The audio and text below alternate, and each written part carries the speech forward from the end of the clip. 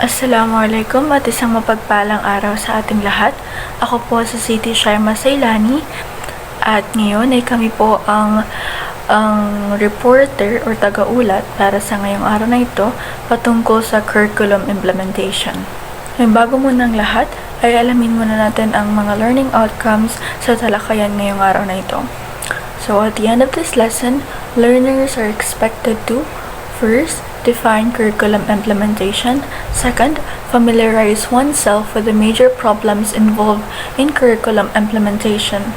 Third, analyze factors that influence curriculum implementation. And lastly, examine some common models that support the process of curriculum implementation.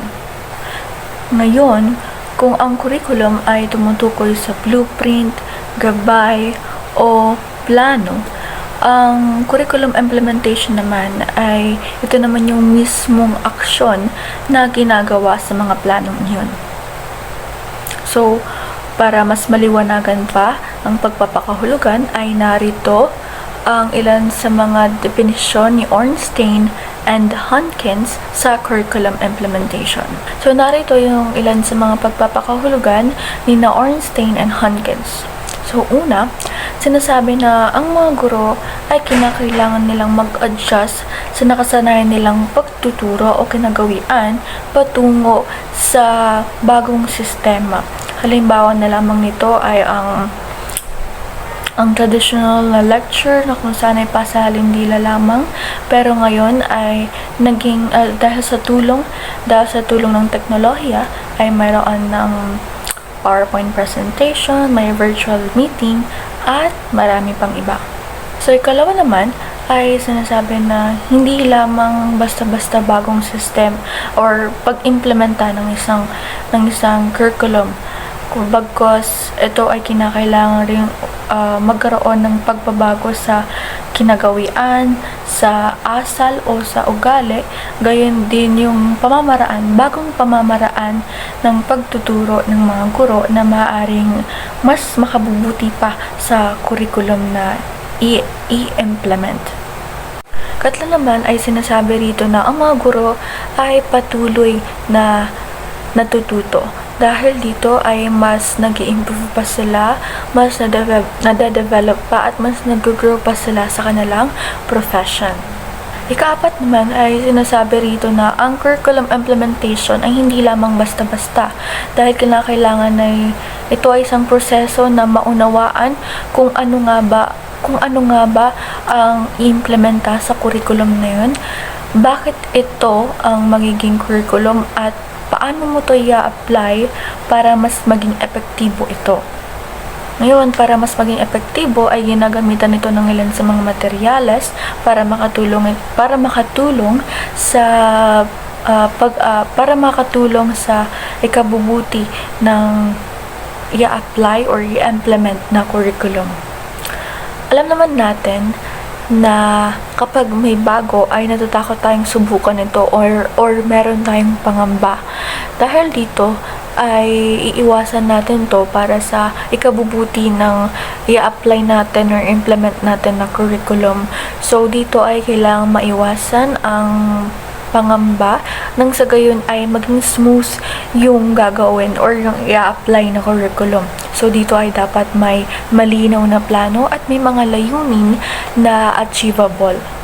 At ang huli, sa kabila ng pangamba o takot na subukan ang i-implement na curriculum ay kinakailangan natin ng magandang atmosphere, kagaya na lamang ng mga administrators, teachers, o educators na tutulong sa'yo para suportahan ka na i-push ang curriculum na iyon.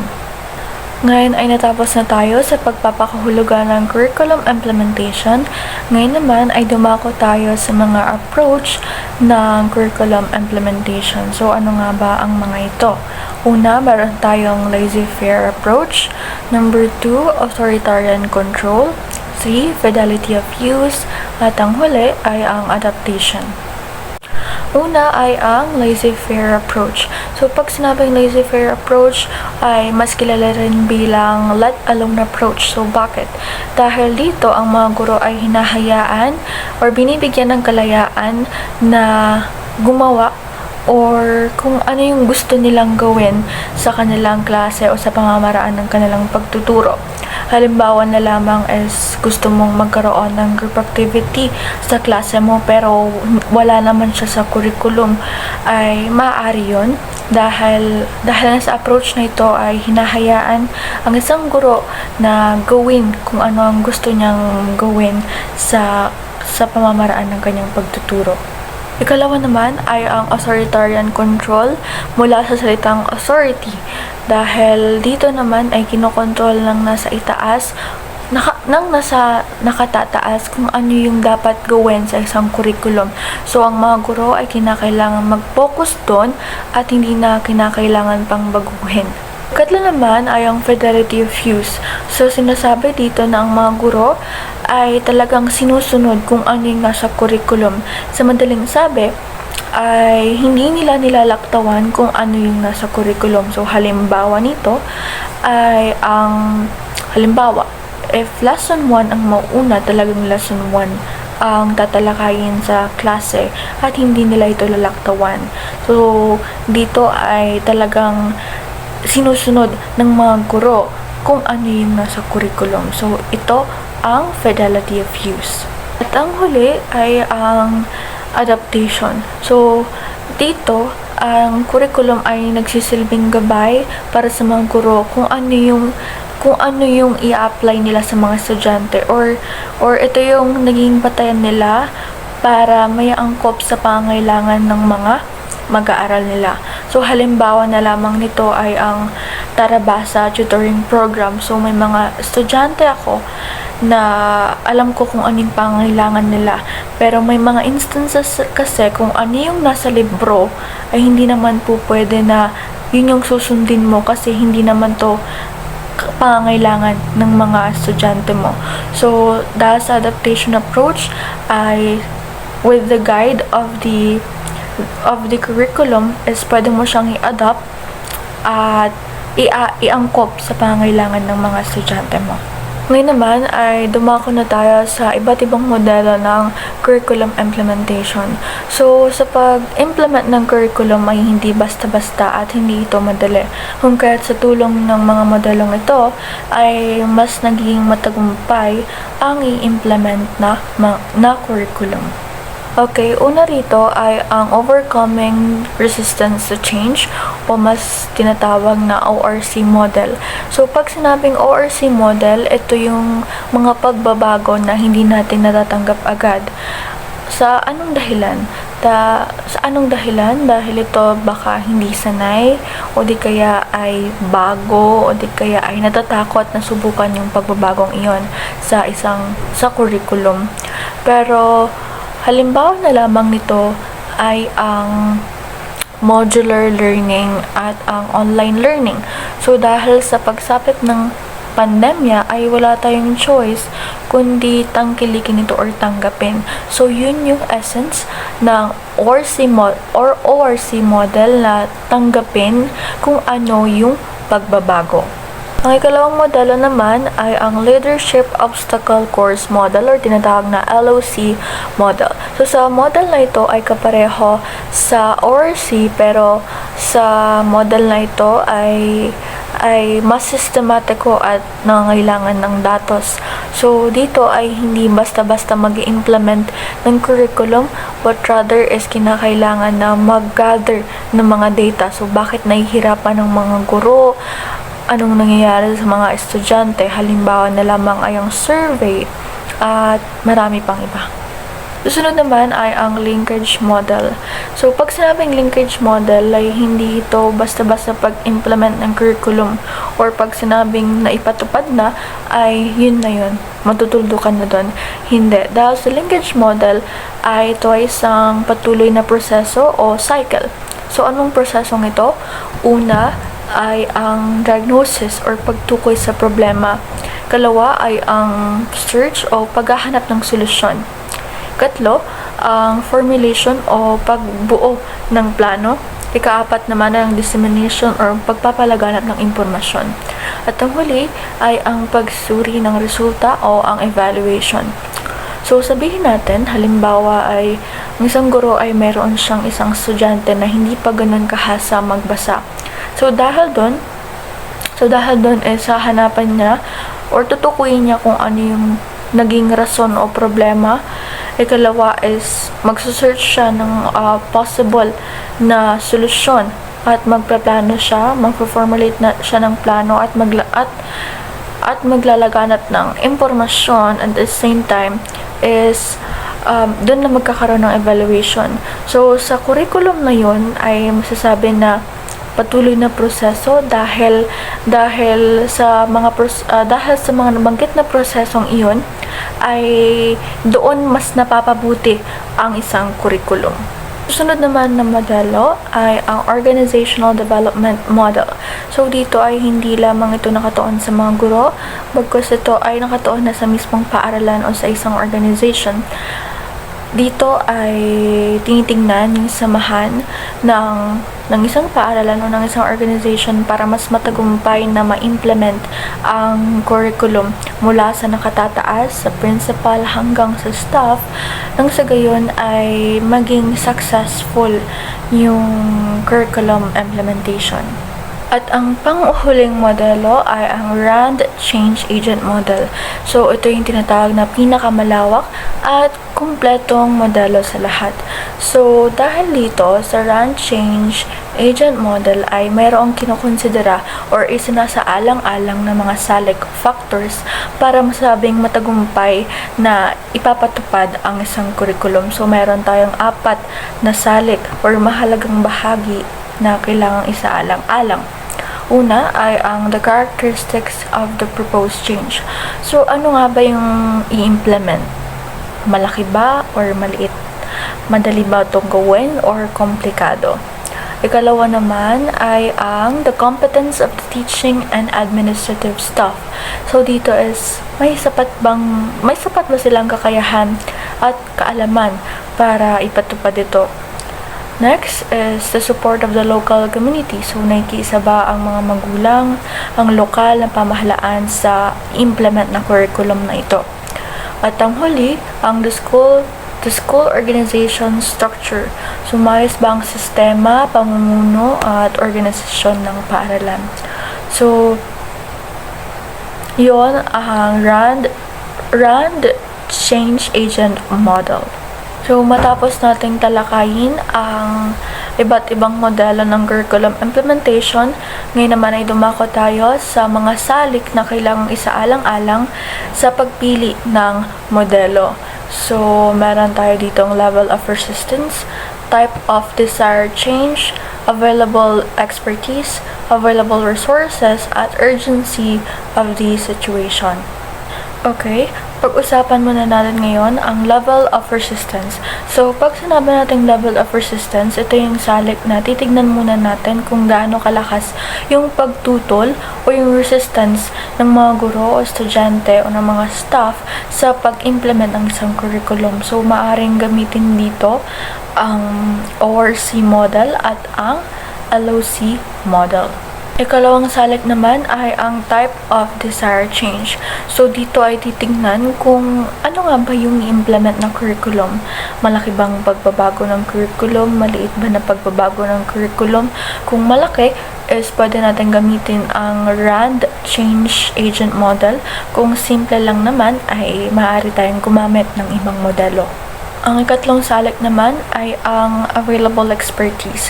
So, dito naman ay tinitingnan kung ang mga individual na kasali sa pagbabago ng curriculum ay may sapat bang kaalaman or hindi pa ganun kaalam or hindi pa nila ganun kaalam kung ano yung babaguhin or kung ano yung implement na curriculum. So, if may alam naman yung mga mga grupo or individual sa pagbabago ng curriculum gaya ng mga guro ay mas madaling ipatupad ang isang curriculum.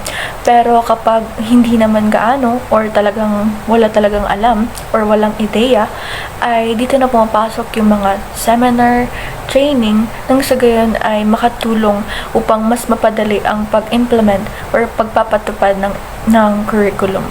So, sa ika-4 naman na salik ay ang available resources. So, dito tinitignan na kung gaano pa man kaganda yung plano mo na i-implement na curriculum is kung kulang sa pondo, sa budget o sa materyales ay hindi magiging matagumpay ang pagpapatupad sa isang curriculum.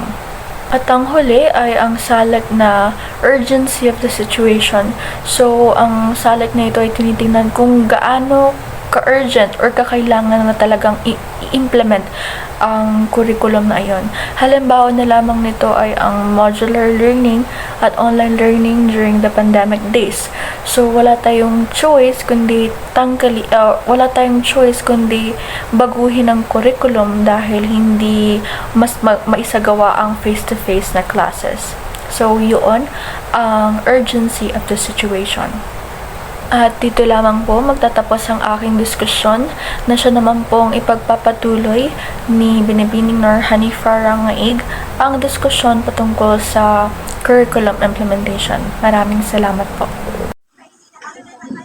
Assalamualaikum warahmatullahi wabarakatuh. Ako po si Nur Hanifa Rangaig at ngayon ay ipagpatuloy natin ang diskusyon.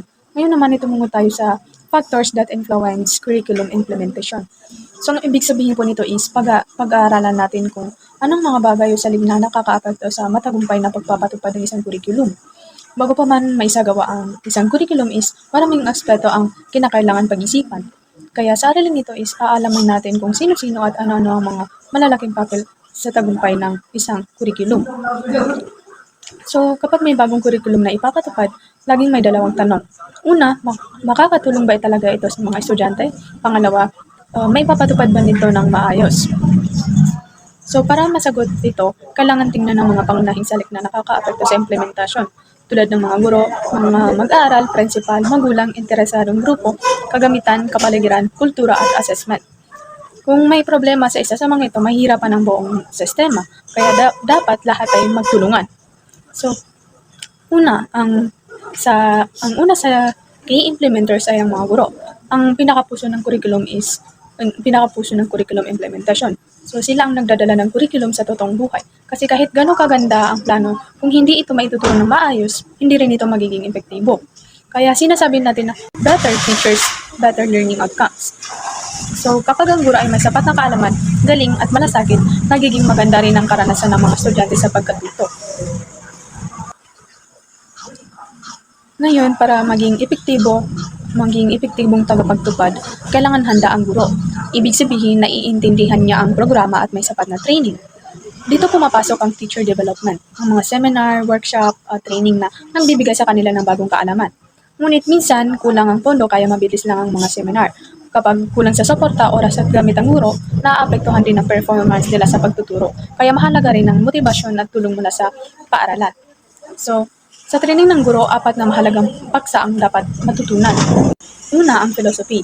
Bakit ipinatutupad ang programang ito at ano ang layunin nito? Ikalawa, ang content. Ano ang bagong aralin o nilalaman? Ikatlo, ang pedagogy. Anong paaraan ng pagtuturo ang nararapat? At ika-4, ang program components. Halimbawa, paano gagawin ng school-based assessment. Kapag alam ito ng mga guro, mas madali nilang maipatupad ng tamang programa. May table po tayo dito. Sa figure na ito, may makikita tayong adequacy of resources, sapat na mga kagamitan at pasilidad. Ibig sabihin nito ay kung may sapat na kagamitan, pasilidad at iba pang mga materials ang paaralan para maisagawa ang bagong curriculum. Halimbawa, kung may bagong asignatura na nangangailangan ng computer, pero wala namang computer laboratory, may hirapan ang guro at mag-aaral na matuto ng maayos. So, sa madaling salita, kapag kulang ang resources, mahirap ipatupad ang curriculum kahit gano'n pa ito kaganda.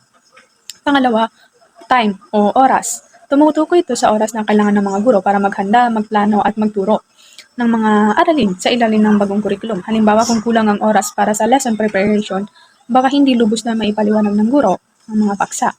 So, in simple terms, kailangan ng sapat na oras para mapaghandaan at maipatupad ng epektibo ang curriculum. So, pangatlo is school ethos, kultura o pananaw ng paaralan. Tumutukoy ito sa paniniwala at sa lobbying ng buong paaralan kasama ang mga guro, administrator, at maging ang komunidad tungkol sa bagong curriculum. So, halimbawa, kung positibo ang pananaw ng paaralan sa pagbabago, magiging mas madali ang pagpapatupad. Pero kung tutol o walang pakialam ang mga kasapi, magiging hadlang ito. So, ang kultura ng paaralan ay dapat bukas at handa sa pagbabago. Ang pang-apat is professional support o professional na suporta. Ibig sabihin nito is tulong na natanggap ng mga guro mula sa loob at labas ng paaralan, tulad ng mga training, seminar at mentorship. Halimbawa, kapag may mga workshop o pagsasanay tungkol sa bagong curriculum, mas nagiging handa at kumpiyansa ang mga guro. So, mas nagiging matagumpay ang curriculum kapag may tulong at gabay sa mga guro. Panglima, professional advocacy, kakayahan ng mga guro. Tumutukoy ito sa kakayahan o kahandaan ng mga guro na magturo ng mga bagong aralin at curriculum. Halimbawa, ang guro na mahusay sa paksa ay mas makakapagturo ng epektibo. So, sa madaling salita, kapag handa at may sapat na kakayahan ng guro, mas maganda ang implementasyon ng curriculum. So, ang pang-anim is professional knowledge, ang kaalaman ng mga guro. Ibig sabihin nito is, ang kaalaman ng mga guro sa nilalaman ng curriculum at sa mga paraan ng pagtuturo. Halimbawa, alam nila ang tamang estratehiya sa pagtuturo, paano pasiglahin ng klase at paano maunawaan ng mga estudyante ang mga aralin. So, in simple terms, dapat alam ng guro na hindi lang ang lesson, kundi pati kung paano ito epektibong maituro. So, ang panghuli is professional attitude and interest. Paniniwala at interest ng mga guro. So, tumutukoy ito sa positibong pananaw at interest ng mga guro sa bagong curriculum. Halimbawa, kung ang guro ay may malasakit at masigasig sa pagtuturo, mas magiging maganda ang resulta ng implementasyon. So, sa madaling salita, kapag gusto ng guro ang kanyang itinuturo, mas nagiging matagumpay ang bagong curriculum. So, ngayon ay dumako tayo sa pangalawang implementers ng curriculum. So, ang pangalawa ay ang learners. Ngayon, syempre, ang sentro ng curriculum ay ang mga mag-aaral. Kaya, ang mga mag-aaral mismo ang dahilan kung bakit may curriculum. Ngunit minsan may mga estudyante na nahihirapan na mag-adjust. Halimbawa, dati sanay sa memorization. Pero ngayon, kailangan ng mag-discussion o group work. Kaya tungkulin ng guro na ipaliwanag at ipakita kung bakit mahalaga ang bagong paraan para mas mamotivate ang mga mag-aaral na matuto. So, ang pangatlo is principal or school heads. Ang mga principal naman ay parang tagapamuno ng komunidad. Kumbaga, sila ang namumuno sa isang paaralan. Sila ang naggagabay sa direksyon ng paaralan. Kung ang principal ay nakakaunawa sa layunin ng curriculum at marunong magpakilos ng mga guro, mas magiging maayos ang implementasyon. Sila rin ang tagapamagitan sa mga magulang at sa komunidad. Kaya malaking bahagi sila sa tagumpay ng programa. So, ang sunod ay ang parents. Ang mga magulang ay mahalagang katuwang ng paaralan. Kapag may bagong curriculum, minsan naguguluhan sila dahil iba na ang approach sa pagtuturo kumpara noon. Kaya dapat silang ipaliwanag at isali sa proseso. Halimbawa, pwedeng magkaroon ng parent orientation o workshop tungkol sa paming subject. Kapag naintindihan ng mga magulang, mas susuportahan nila ang pag-aaral ng kanilang anak. So, ang susunod naman ay resource, materials, and facilities. Isa rin sa pinakamahalagang salik ay ang mga resources o facilities. Hindi magiging epektibo ang pagtuturo kung kulang sa kagamitan. Kailangan ng sapat na libro, visual aids, classrooms, laboratory, and library. Kung kulang ang resources, naapektuhan din ang kalidad ng pagtuturo ng mga guro at ang pagkatuto ng mga mag-aaral. So, ang next naman is interest groups. May mga grupo rin sa lipunan na tinatawag na interest groups tulad ng NGOs, alumni o lokal na pamahalaan. Sila ay maaaring makatulong sa pagpapatupad ng curriculum sa pamamagitan ng pondo o suporta. Ngunit minsan, maaari rin silang makaapekto kung may sariling interest o pananaw. Kaya mahalaga na maayos ang pagkikipag-ugnayan sa kanila. So, ang susunod ay school environment. Ang kapaligiran ng paaralan ay may malaking impluwensya rin. Kung ang isang paaralan ay nasa mayamang lugar, madali silang magkaroon ng bagong kagamitan at programa. Ngunit kung nasa mahirap na komunidad, for example sa mga bukid, madalas may kakulangan sa gamit. Kaya kailangan ng dagdag na tulong at suporta para mas maging patas ang edukasyon sa lahat. Ang next naman is culture and ideology.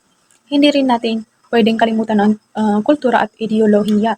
may mga pagkakataon na ang isang kurikulum ay hindi agad tinatanggap ng komunidad dahil sa mga salungan ito sa kanilang paniniwala.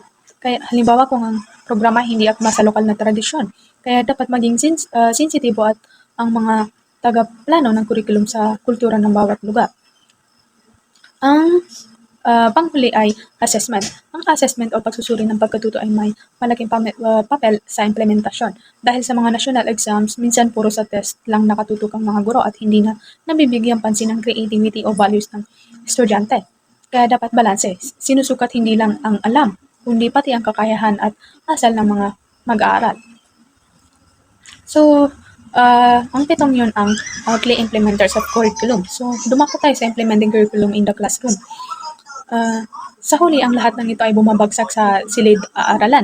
Dito talaga nasusubok kung paano pinapatupad ang curriculum. Ang guro ang nagdedesisyon kung anong layunin ang uunahin, anong aralin ang ituturo, anong teaching method ang gagamitin, at paano susukatin ang natutunan ng estudyante. So, may planning cycle dito. Kung makikita niyo sa figure na ito ang isang cycle. Tinatawag itong instructional model o modelo ng pagtuturo.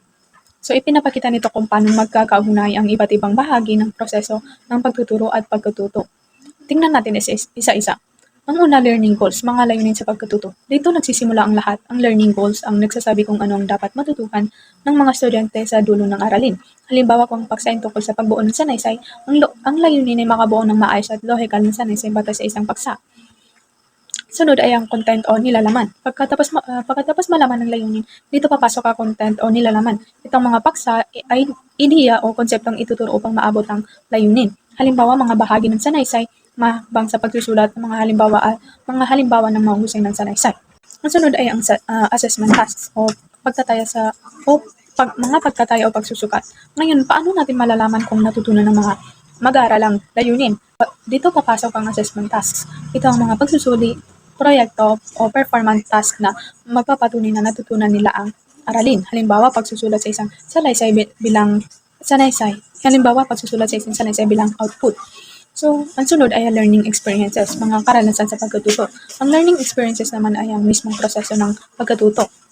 Paano natututo ang estudyante sa klase? Ito ay nakadepende sa teaching methods, mga paraan ng pagtuturo, at learning activities, mga gawain ng estudyante. So, ang sunod ay ang teaching methods, paraan ng pagtuturo. So, ito ang ginagamit ng guro para ipaliwanag ang aralin, maaring lecture, group discussion, demonstration o inquiry-based learning. So, next is ang learning activities, mga gawain ng estudyante. Ito naman ang ginagawa ng mga mag-aaral upang maranasan at maunawaan ang aralin, gaya ng brainstorming, pagsulat at pagkikilahok sa talakayan. So, ang koneksyon ng lahat, kung mapapansin nyo, lahat ng bahagi ay konektado.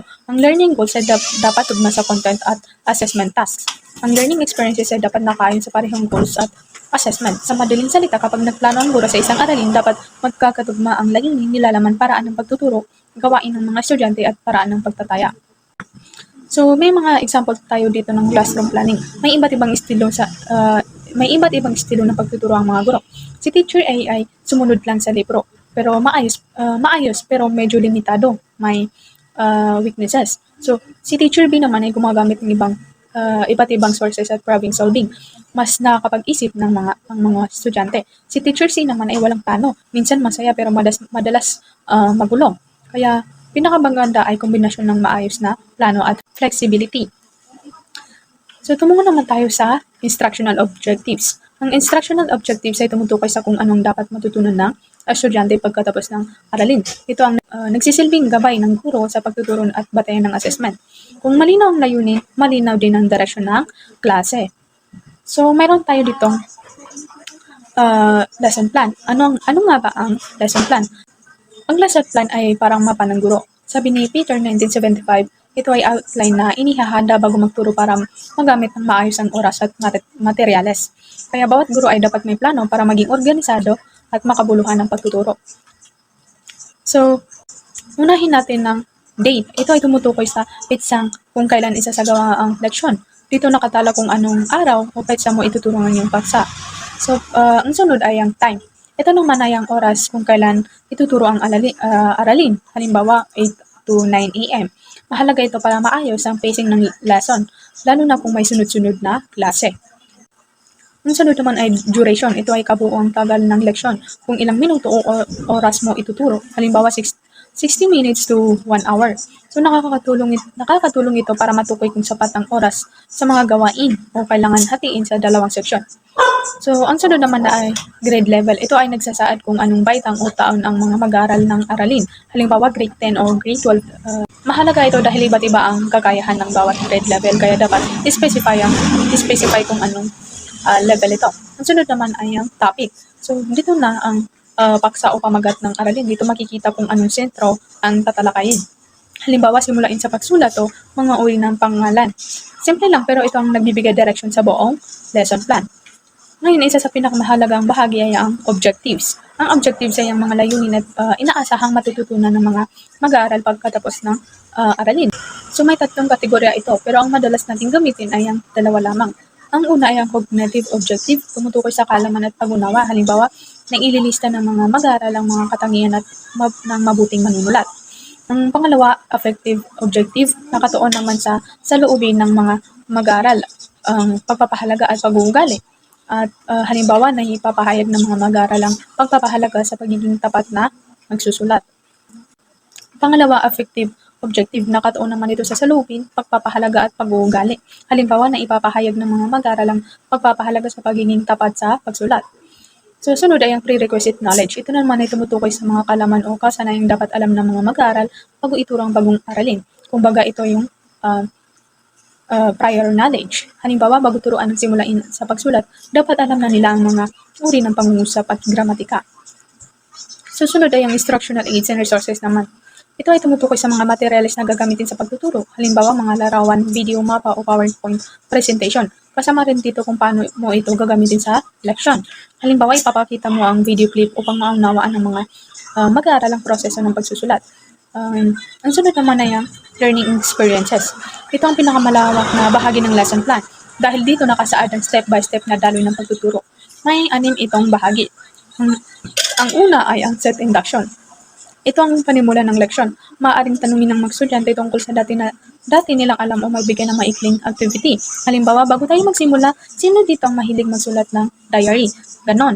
So, pangalawa, teaching strategy. Dito mo ilalagay kung anong paraan ng pagtuturo ang gagamitin mo. Maaaring inductive, discussion o problem solving. So, pangatlo ay ang questioning. Pagtatanong ng naglalayong palalimin ng pag-iisip ng mga estudyante. Halimbawa, bakit mahalaga ang pagsusulat sa ating buhay? Ang pangapat ay ang student tasks. Ito naman ang gagawin ng mga estudyante tulad ng group activity, pagsagot sa tanong o paggawa ng poster. Ang panglima ay use of aids. Paano gagamitin ng mga mag-aaral ang mga materials? Halimbawa, ipinapakita ang larawan at hihinga ng reaksyon ng mga mag-aaral. So, ang panghuli ay ang closure. Dito nagtatapos ang leksyon. Maaari mong ipasagot ang tanong na anong natutunan mo sa araling ito o magbigay ng buod. So, pagkatapos ng leksyon, may tinatawag tayong assignment. Ito ay ang post-lesson activity na nagbibigay ng karagdagang pagsasanay o pagpapalalim ng aralin. Halimbawa, maghanap ng isang artikulo at tukuyin ang katangian ng mabuting manunulat na makikita rito. So, ang huli ay ang evaluation techniques. Ito ang paraan kung paano susukatin kung natutunan ng mga mag-aaral ang aralin. Halimbawa, pagsusulit, oral questioning, rubric-based performance o reflection paper. Dapat malinaw din ang criteria for grading para alam ng estudyante kung paano sila sinusuri. So, ayan, lahat ng ito mula dikт hanggang evaluation ay bumubuo ng isang kumpletong lesson plan. Take note na ang mahusay na guro ay hindi basta nagtuturo, nagpaplano muna upang maging maayos, malinaw at makabuluhan ng bawat aralin. So, diyan lamang po nagtatapos ang aking discussion. Maraming salamat.